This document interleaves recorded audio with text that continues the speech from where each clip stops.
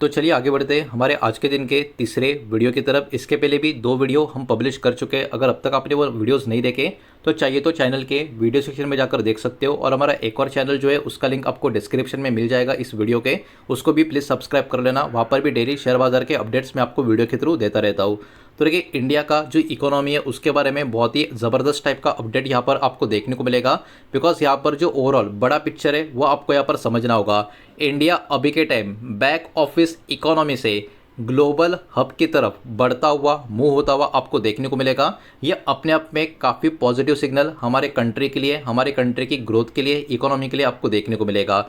और जो ये ग्रोथ है वो सपोर्ट कहाँ से हो रही है? हमारा जो डोमेस्टिक डिमांड काफ़ी मजबूत बना है उससे, और हमारा जो डिजिटल एक्सपांशन है वो काफ़ी तेज़ी से जो हो रहा है उसमें कहीं ना कहीं ये दो फैक्टर्स का एक ग्रोथ कहीं ना कहीं जो सपोर्ट हो रहा है, इनके वजह से हमारा जो ओवरऑल इकोनॉमी के ऊपर एक बहुत ही अच्छा इंपैक्ट आता हुआ हमको देखने को मिल रहा है। अब देखिए, इकोनॉमी के कुछ इंपॉर्टेंट नंबर यहाँ पर निकल कर आ रहे हैं।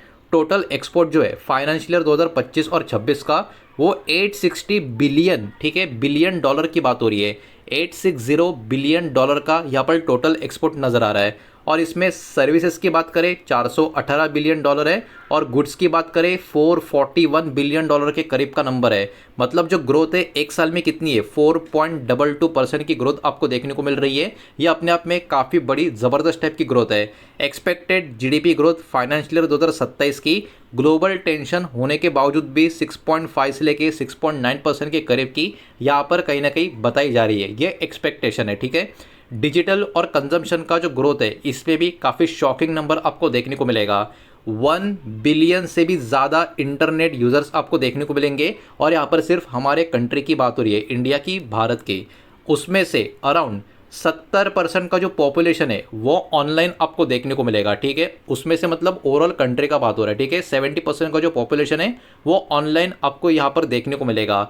अब मिडिल क्लास यहाँ पर एक्सपेक्ट कर रहा है 500, माफ़ कीजिएगा, मिडिल क्लास का जो एक्सपेक्ट है वो जो नंबर है वो 500 से भी ज़्यादा मिलियन की बात हो रही है लोगों का यहाँ पर हमको देखने को मिल रहा है, जो अराउंड 40% का पॉपुलेशन आपको देखने को मिलेगा। इसका मतलब क्या? इसका मतलब फ्यूचर डिमांड इंडिया में काफ़ी मजबूत यहाँ पर बना हुआ है। डिजिटल और कंजम्पशन का ग्रोथ का यहाँ पर बात चल रहा है।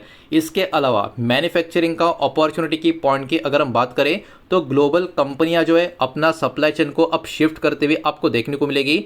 इंडिया को इससे बेनिफिट क्यों हो रहा है? बिकॉज ऑफ लो कॉस्ट, और जो वर्कफोर्स है वो भी काफ़ी बड़ा देखने को मिल रहा है, उसके कारण इंडिया को अभी बेनिफिट भी होता हुआ नजर आएगा। इसके साथ साथ गवर्नमेंट के कुछ इनिशिएटिव्स है, जैसे कि पीएलआई स्कीम की बात करें, मेक इन इंडिया की बात करें, तो ये जो गवर्नमेंट का सपोर्ट मिल रहा है अलग तरीके से, ये भी कहीं ना कहीं यहाँ पर मैन्युफैक्चरिंग अपॉर्चुनिटी को थोड़ा बहुत ही सही लेकिन एक बढ़ावा देने का यहाँ पर काम करता हुआ आपको नजर आएगा। अब इसका जो एम है गवर्नमेंट सपोर्ट का, उसका एम एकदम सिंपल है, देश में जो मैन्युफैक्चरिंग है उसको बहुत और भी ज़्यादा इंक्रीज करना, और ग्लोबल कंपनीज को हमारे तरफ अट्रैक्ट करना। अब देखिए, जितने पॉइंट्स अब तक हमने देखे वन बाय वन सारे के सारे पॉइंट्स काफ़ी अच्छे, काफ़ी पॉजिटिव, आउटस्टैंडिंग हमको देखने को मिल रहा है। लेकिन वही बात है, सब कुछ पॉजिटिव नहीं होता, उसमें कुछ चिंता का विषय, कुछ कंसर्न्स भी बना रहता है। तो देखिए, अभी कुछ चैलेंजेस भी यहाँ पर हमको देखने को मिल रहा है। अभी ग्लोबल लेवल पर अनसर्टिनिटी भी चल रही है, तो सप्लाई चेन का कहीं ना कहीं इशू इन बिटवीन होता हुआ हमको देखने को मिलता रहता है। उसके अलावा हाई इन्वेंटरी ग्लोबल स्टैंडर्ड के हिसाब से जो होती है उसके ऊपर भी चैलेंज हमारे सामने ज़रूर यहाँ पर मौजूद है। इतना ही नहीं, इंडिया का जो ट्रेड डिफिसिट है वो भी इंक्रीज होता हुआ नज़र आ रहा है। ये भी अपने आप में चिंता का विषय, चैलेंज का विषय यहाँ पर बना हुआ है। इसका मतलब इंपोर्ट यहाँ पर हमारा बहुत तेज़ी से ग्रो हो रहा है कंपेयर करेंगे एक्सपोर्ट से। मतलब हम एक्सपोर्ट तो काफ़ी अच्छा कर रहे हैं, लेकिन जितना हम एक्सपोर्ट कर रहे हैं उससे ज़्यादा हम इंपोर्ट कर रहे हैं। तो ये भी अभी के टाइम पे एक प्रॉब्लम यहाँ पर बना हुआ है। तो अभी के टाइम पे हमको एक अच्छा खासा वैल्यू एडिशन और एक कॉम्पिटिटिवनेस की बहुत ज़्यादा ज़रूरत है। ये सारी चीज़ों के ऊपर भी कहीं ना कहीं ध्यान देना बहुत ज़्यादा यहाँ पर इंपॉर्टेंट रहने वाला है। तो ये कुछ चैलेंजेस भी यहाँ पर आपको देखने को मिलेंगे। ग्लोबल कैपेसिटी सेंटर का ग्रोथ की अगर हम बात करें तो टोटल जीसीसीज की बात करें इंडिया की 2100 से ज़्यादा की आपको देखने को मिलेगी, जिसमें एम्प्लॉयज़ की संख्या 2 मिलियन से भी ज़्यादा आपको नजर आएगी। रेवेन्यू 2026 का इसका जो है वो अराउंड 75 बिलियन डॉलर के करीब का यहाँ पर बताया जा रहा है, और जो 2030 तक एक्सपेक्ट किया जा रहा है 100 बिलियन डॉलर के पार होता हुआ हमको नज़र आ सकता है। अब देखिए, इसमें मेजर शिफ्ट आपको देखने को मिलेगा कि यहाँ पर सिर्फ और सिर्फ ये जो हो रहा है ये कॉस्ट सेविंग सेंटर्स अब बिल्कुल नहीं रहे। अब ये प्रोडक्ट का जो डेवलपमेंट है, एआई का जो इनोवेशन है और जो ग्लोबल ऑपरेशन है, इसको भी ये हैंडल करते हुए हमको यहाँ पर देखने को मिल रहा है। अब रिस्क का कंपटीशन भी यहाँ पर हमको देखने को मिलेगा, बिकॉज इंडिया अभी के टाइम इस कैटेगरी में वियतनाम और इंडोनेशिया इनसे कॉम्पीट करता हुआ आपको नजर आएगा। और यहाँ पर जो एक्चुअली रिस्क फैक्टर जो हमको ज़्यादा नज़र आ रहा है वो स्किल्ड लेबर जो होते हैं ना, उनका शॉर्टेज देखने को मिल रहा है। सप्लाई चेन में भी कहीं ना कहीं वियतनाम और इंडोनेशिया के कंपेयर में थोड़ा गैप हमको देखने को मिल रहा है। उसके अलावा जो फोकस है वो चीप लेबर के ऊपर हमको देखने को मिल रहा है इंस्टेड ऑफ क्वालिटी। तो कहीं ना कहीं क्वालिटी लेवल की, स्किल लेवल की अभी बहुत ज़्यादा ज़रूरत है इस पर्टिकुलर चीज़ों में। ये बात यहाँ पर अभी कहीं ना कहीं हमको समझ में आ रही है। ये तो बात हुई सिर्फ और सिर्फ कंपटीशन रिस्क की। अगर हम बात कर रहे हैं कुछ एक्सटर्नल रिस्क की, तो देखिए ट्रेड डिफिसिट बहुत ज़्यादा हमारा जो है वो कहीं ना कहीं एक रिस्क तो बना हुआ है। करेंसी का भी फ्लक्चुएशन चल रहा है, ये भी चीज़ कहीं ना कहीं हमको यहाँ पर ध्यान में रखनी होगी। और ओवरऑल जो डिपेंडेंसी है वो ग्लोबल लेवल पर है, खास करके अमेरिका मार्केट्स के ऊपर डिपेंडेंसी जो है उसके ऊपर भी हमको यहाँ पर बहुत सारी चीज़ें वह के ध्यान देना पड़ता है। अब देखिए एक्सटर्नल शॉक जो है वो कहीं ना कहीं मार्केट को इम्पैक्ट कर सकता है, जैसे कि अभी के टाइम ऑयल का प्राइस लगातार जो ऊपर की तरफ जा रहा है उसके ऊपर तो नज़र बनाकर रखनी पड़ेगी, बिकॉज जितना ऑयल का प्राइस ऊपर जाएगा आने वाले समय में प्रॉब्लम सिर्फ इंडिया को नहीं पूरी दुनिया को भी फेस करने पड़ सकते हैं।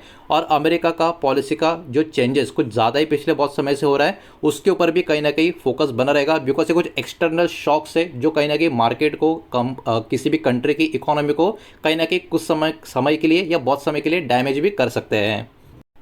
तो ये रिपोर्ट, ये खबर अपने आप में काफ़ी ज़बरदस्त है। तो इससे कनेक्टेड कुछ कंपनी है उनके ऊपर भी कहीं ना कहीं इसका इम्पैक्ट आता हुआ हमको नज़र आ सकता है। वो एक एक करके यहाँ पर मैं आपको बताऊंगा, लेकिन ये किसी भी तरीके का बाय सेल का रिकमेंडेशन या इन्वेस्टमेंट का एडवाइस नहीं होगा।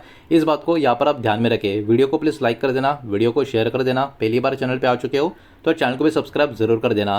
तो इस लिस्ट में सबसे पहला सेक्टर या कैटेगरी की अगर हम बात करें तो आईटी और जीसीसी बेनिफिशियरीज की यहाँ पर हम बात करेंगे, जिसमें टीसीएस, इन्फोसिस, विप्रो और एचसीएल टेक्नोलॉजीज का नाम यहाँ पर आपको देखने को मिलेगा।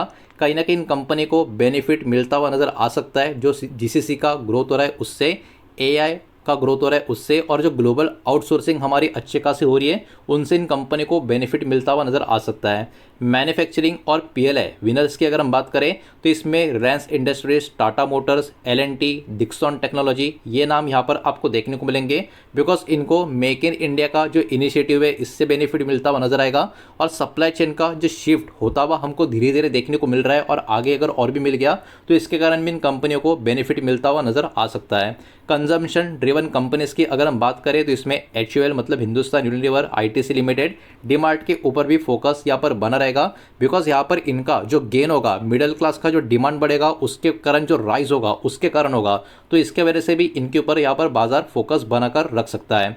तो देखिए यहाँ पर कुछ रिस्क सेंसिटिव सेक्टर्स की बात करें, ऑयल और एनर्जी का भी यहाँ पर कैटेगरी आपको देखने को मिलेगा, बिकॉज यहाँ पर हमारी इंपोर्ट की डिपेंडेंसी नज़र आती है, जिसके कारण IOC मतलब इंडियन ऑयल कॉरपोरेशन ये वाला कंपनी फोकस में रहेगा।